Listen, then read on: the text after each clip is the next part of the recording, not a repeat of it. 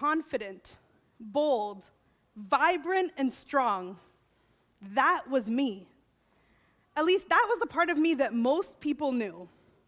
No one ever would have imagined that under the surface, I felt defective and deeply insecure.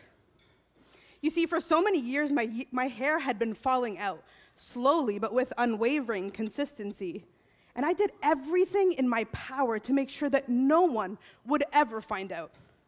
From hats to bandanas to headscarves and hair extensions, I did everything in the book. I even upgraded to a $3,000 wig made with real human hair, thinking that that would be the solution that would finally eliminate the fear and anxiety that had been paralyzing me for so many years. But who was I kidding?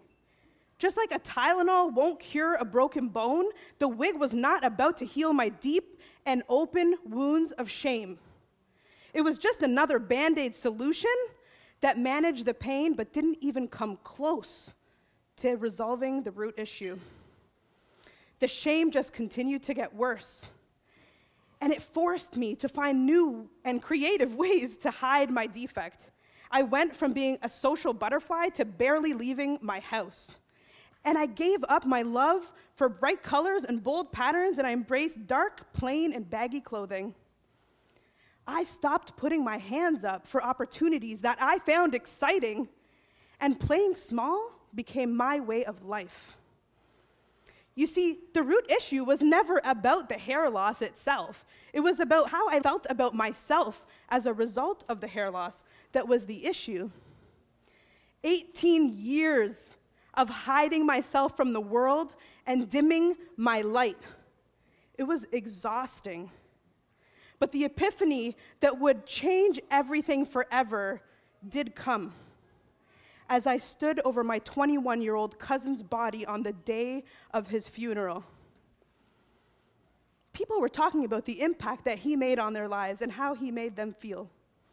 What they didn't say was that he had great hair, or that they would have loved him more had he been a little bit thinner, more muscular, shorter, taller, more social, less vocal. No. As I looked over his body in the casket, it all suddenly made sense. His body was there, but he was not, because he is not his body. His body was simply the vessel, the carrier of his soul, the soul that was on a mission to impact thousands around the world, which is still happening till this day. It finally clicked. My body and my hair is not at all an accurate reflection of who I am or what I'm capable of doing or the impact that I am making here today. That was the moment that I believed for real in my heart that I am enough as I am in this moment, with or without a full head of hair and with or without this wig on my head. And that despite my imperfections and regardless of where I am in my journey, I am worthy of love and belonging and success and everything else that I desire for my life. That realization changed my life. I suddenly felt confident and brave again, like the person I used to be before I lost my hair. In that moment, every ounce of my being was saying, it is time. It is time to do the thing that has scared me for most of my life. Say it out loud. Talk about it. Start the conversation. Show up authentically and vulnerably. It is time to step into my power again. Take it back, knowing that there is absolutely nothing to be ashamed of.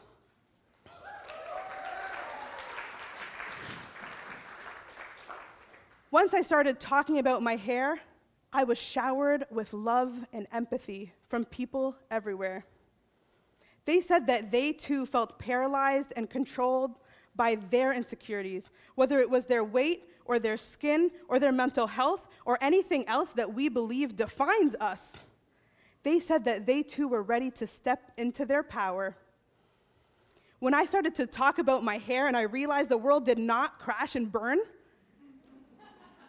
I knew that I was actually safe to do all the other things that I previously let my hair stop me from doing. like training for my first 5K run ever, outside on the streets, not worrying about who is watching. I've put my hand up to speak on stages worldwide, including this one. And I have launched my own series of lifestyle design retreats for women like me who know for a fact that they are the only ones standing in the way of their dreams. You see, I am no longer in hiding. And playing small is a thing of the past. The future has playing big written all over it. Thank you.